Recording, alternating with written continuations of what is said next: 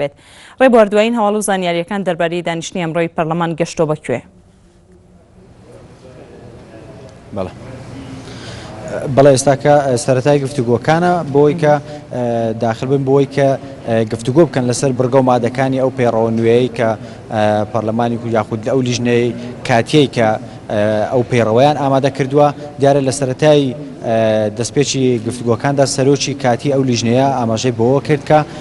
هەندێک ڕێنمایی هەیە پێویستە ئەندامانی پەرلەمانی کوردستان پێوەی پابند بن وەکەوەی کە کاتی گفتوگۆکان لە ئێستاوە دەست بەوە کراوە کە کاتێکی دیاریکراوە کە ئەندامانی پەرلەمانی کوردستان گفتوگۆی لەسەر کۆن یاخود تێبینی خۆیان لەسەر بدەن. بە هەمان شێوە سەرۆکی پەرلەمانی کوردستانیش لە کۆبنەوەکەدا ئاماژەی بۆەوە کرد کە هەر مادەیەک یاخود هەر بڕگەیەکی ئەو پێڕەوەیە لەگەڵ یاساکان یاخود لەگەڵ بڕیارەکانی هەرێمی کوردستاندا کە ناکۆک بێتن پێویست ناکە زۆر گفتوگۆی لەسەر بکرێت بۆی کە بتوانن بە شێوەیەکی زوو یاخود کاتێکی زۆری پێویست نەبێتن بۆی کە گفتوگۆ مناقەشەی لەسەر بکەن. من ئێستا بۆ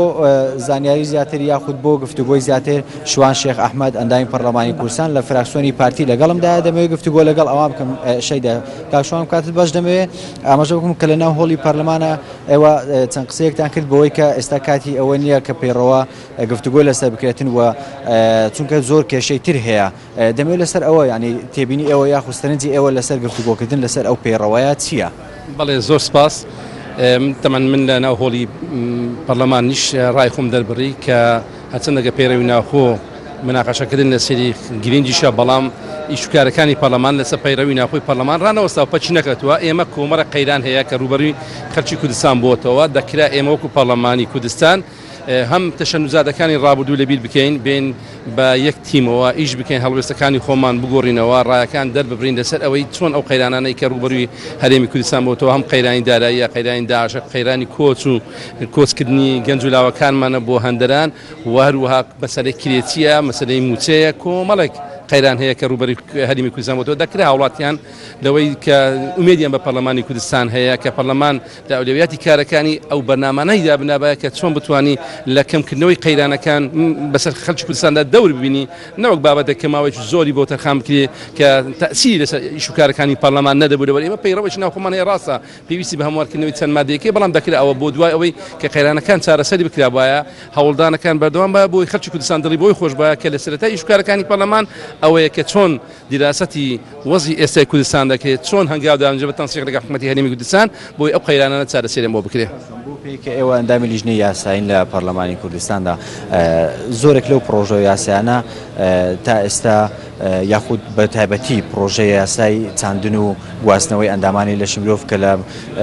پێش ئەوەی پشووی پاییزە دەست پێ بکاتن گفتوگۆ لەسەر کرا و چەند مادەیەکی مابوو ینی ئایا ئەوە تا چەند لە ڕووی یاسایەوە دروستە بۆی کە ئەو مادانە ینی نزیکەی 13 مادە 15 مادە ماوە بۆی کە پەسەند بکرێتن ئێستا هاتوون قسە لەسەر پەیڕەوی ناخۆ دەکەن. بەڵێ ئەوەشێک لە بەرنامەکان دەبووە کە قسەشی لەسەرکرا لە پەرلەمان و نۆقتەی نظام ئەندامی پەرلەمان دەکرا مەسەلەن ئەوەش تەواو بکرا وەکو یاسایەک و یاخود وەکو ڕای خۆم من ئەوەیە کە لە هەموو شتێک گرنگتر ئەوەیە کە ئێمە چۆن بتوانین ئەو قەیرانانە لە هەرێمی کوردستان چارەسەری بۆ بکەین نەوەک مەوزوعی پەیڕەوی ناخۆی. وانە مەسەرەن نەخستنە بەرنامەی کاری ئەو چەند مادەی کەماوە پەیوەندی بۆ هەبێتن کە لە ئێستادا زۆر گفتوگۆ لەسەر ئەوە هەیە کە بۆ نمونە دەڵێن هەرێمی کوردستان کەوتوتە قەیرانی یاخود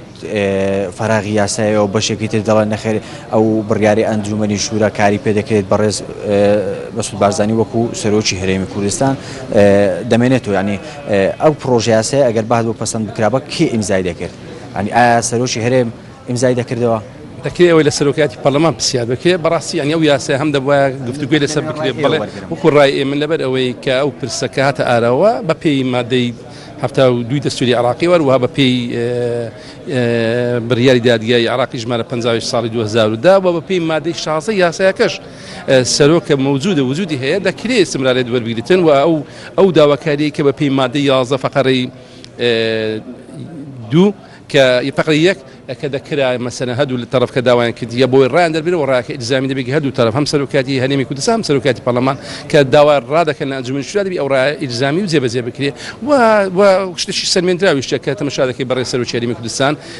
کە ڕۆژانەش استقبال و سەردانەکان و وفود و کە ئەوانی کە دێنە بستوای زۆر بەرز وەکو سەرۆکی هەرێمی کوردستان تەعاملیان لەگەڵ کردی وەکو کاتی خۆشی لە کۆبنەوەی پێنج قۆڵێکەش کە درەنگانی شەو کە نۆزدەی تا درنگانی بەیانەکەی 98 کە لەگەوەی دابوون کە ئەو پرسە چارەسەر بکرێ و ئەوان لەگەر ئەوەش دابوون کە بەڕێ سەرۆکی هەرێمی کوردستان بۆ ئەو ماوەی داهاتووش هەم سەرۆکی هەرێمی کوردستانی و تەعاملەکەشی کە دەبینی ڕۆژان لە ڕاگەیاندنەکانە وەکو سەرۆکی هەرێمی کوردستان تەعاملێک دەکرێت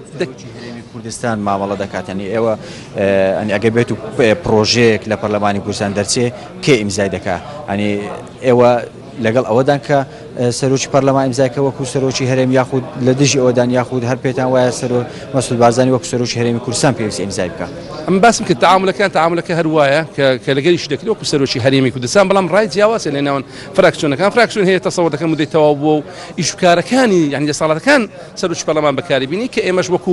ئەو مادەنێک کە باسم کرد بەڵێ سەرۆکی هەرێمی کوردستان دەبی دەسەڵاتی خۆی بەکاربین تا هەڵبژاردنەکە یاخود سازان و نەتایجی سازانیش کە چ دەرچوو ئێمە دەکەین وەکو هەم فراکسیۆنی زەد وەکو پارتی دیموکراتیک پابند دەبین پێوە و ئەوەی کە هاشا کە ئەو دانیشتنی پێنج پۆلی کە هەفتەمی دانیشتنی ئەنجام داوە ڕۆژی پێنجشەمەش کە دانیشتنی شتر ئەنجام دەدەی ئومێد دەکەین ئەو سازانە تەواو بکرێ بگەنە نەتیجەیە کە بە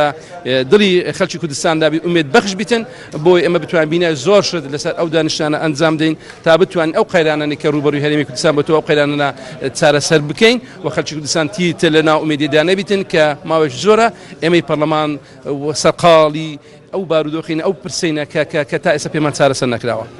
لەسەر ئەو بابەتانی کە ئاماژەت پێکرد یعنی پرسی سەرۆکایەتی گرژیەکی دروست کردو لە نێوان ئەندامانی پەرلەمانی کوردستان خۆش یەکێک بوو لەو ئەندام پەرلەمانانەی کە ئاماژەت پێکرد کە هەر ئێستاش وتت یعنی ئەو گرژیە نەمێنێت بتواندرێتن ئەو دۆستایەتیە دووجارێکتر دەست پێ بکاتەوە یعنی پێتان وایە تا ئێستاش گرژی ماوە یاخود ناکۆچیەک هەبێتن لە نێوان ئەندامانی پەرلەمانی کوردستان لە فراکسیۆنە جیاوازەکان ئەگەر بگاتە ئەو پرسێ بەڵێن